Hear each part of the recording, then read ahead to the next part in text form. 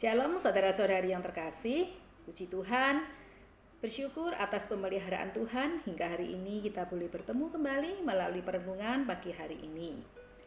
Pembacaan hari ini kita ambil dari kitab Ayub pasal 32 sampai 34. Telah kita ketahui dari pembacaan sebelumnya, ada 3 sahabat Ayub yang bernama Elifaz, Bildad, dan Sofar.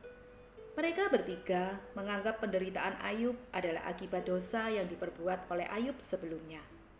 Namun, di pasal yang ke-32 sampai 34 ini menceritakan tentang sahabat Ayub yang lainnya yang bernama Elihu.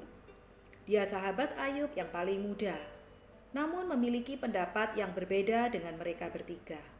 Elihu menganggap penderitaan Ayub adalah bentuk dari tindakan Allah yang berdaulat. Elihu memberi nasihat kepada Ayub dengan pemahaman yang benar tentang penderitaan yang dialami Ayub pada waktu itu, sehingga membuat Ayub tidak merasa kecewa kepada Allah. Kalimat nasihat Elihu yang menguatkan Ayub dan sekaligus meneguhkan kita semua tertulis di pasal yang 34 ayat yang ke-12. Sungguh, Allah tidak berlaku curang, yang Maha Kuasa tidak membelokkan keadilan. Mengapa dikatakan Allah tidak berlaku curang? Karena Ia adalah Allah yang Maha Adil dan Maha Kuasa. Keadilan Allah itu mutlak. Tidak ada seorang pun yang bisa menggoyahkannya. Adil karena Ia Allah yang membenarkan orang yang berlaku benar. Namun Ia juga Allah yang menghajar orang yang berbuat dosa dengan caranya sendiri, supaya orang berbalik kepada jalan yang benar. Melalui kisah Ayub banyak memberikan pencerahan bagi kita semua. Saat mengalami penderitaan, penting bagi kita untuk mengenal Allah secara benar. Bila pengenalan kita akan Allah itu keliru, dengan mudah kita bisa menyalahkan Allah atas penderitaan yang kita alami. Kehidupan kekristenan bukanlah kehidupan yang serba lancar, kebal terhadap penderitaan. Namun hidup kekristenan mengajarkan kita bahwa bagaimana kita bisa menyikapi dan memandang penderitaan itu dari sudut pandang kacamata Allah.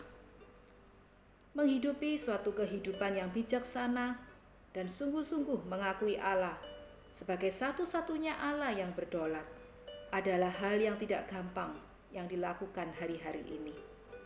Di tengah masa pandemi ini, banyak perkara, pergumulan, dan penderitaan yang sering menggoyahkan iman kita.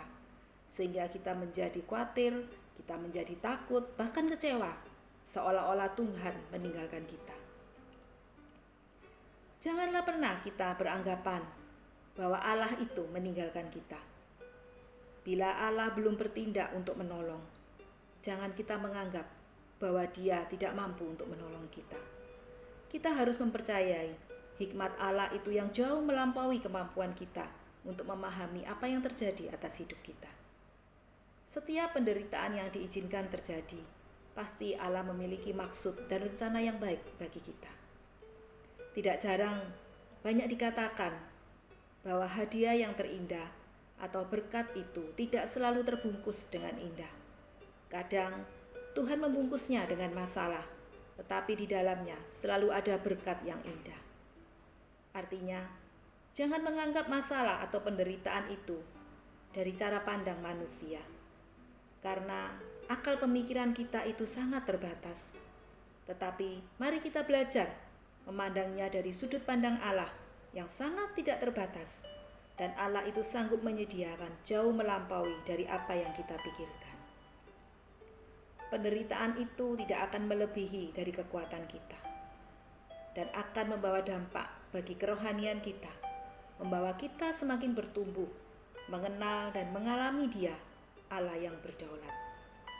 Apapun penderitaan yang sedang kita hadapi hari-hari ini, mari kita terus belajar mempercayai Dia, Sang Allah yang berdaulat atas hidup kita.